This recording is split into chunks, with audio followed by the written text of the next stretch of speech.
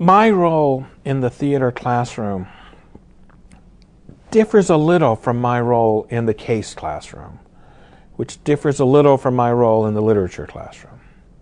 In the case classroom, where we're trying to get some understanding of how business and ethics go together, my role is to facilitate the conversation, but I have to come in with the right questions to ask. I have to come in with a rough outline of the flow of the conversation, of what kinds of ideas might be relevant, and I have to think about when to put those ideas into the discussion. In the literature classroom, I'm still the facilitator, but here I'm a little more of the expert on literature than the students. And so I have to, again, think about where to put in the right ideas about a particular novel or story or literary term or those kinds of things. Everybody knows the language of ethics. Not everybody knows the language of literature. But I'm a facilitator in both of those. In the theater classroom, things are a little bit different. I tell them on the first day about the final performance, and I tell them that it will be theirs. And that if they decide to do something, I will support whatever they decide, and I'm there as their coach, as their advisor, as their consultant. I introduce Randy Strauderman, who's a director. He plays the same role.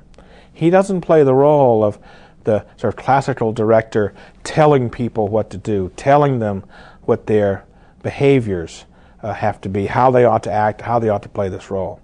They have to discover that, and we're there to help them. So we're facilitators still because we have the structure of the course, but we're really the coach, we're the helper, we're the consultant. In my role, since I'm not I don't have much knowledge of theater, that's really Randy's role. My role is to be also a cheerleader. My role, one of the biggest roles I play in the theater course, is to get the students to believe that they can do this and that they have to act as a group of 24, if that's the number of people in the course. And so I spend a lot of time, in a sense, cheerleading. Now, you have to do this in a way that the students don't see it as, well, there's the professor cheerleading again.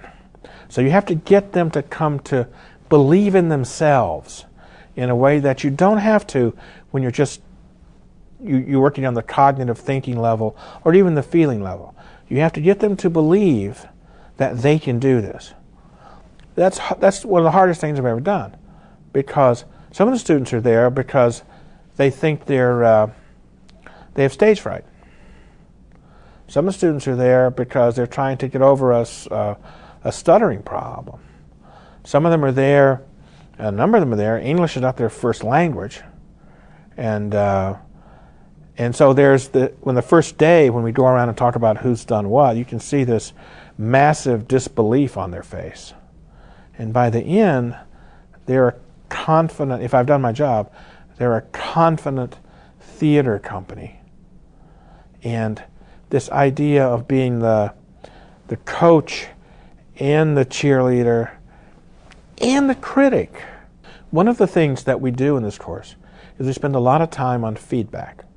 We try and disconnect the grades that the students get from the process of feedback. Good theater exists because directors and actors and others involved in the production are able to give feedback to each other.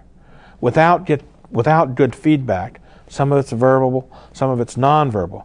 Without good feedback, performance is not going to be very good.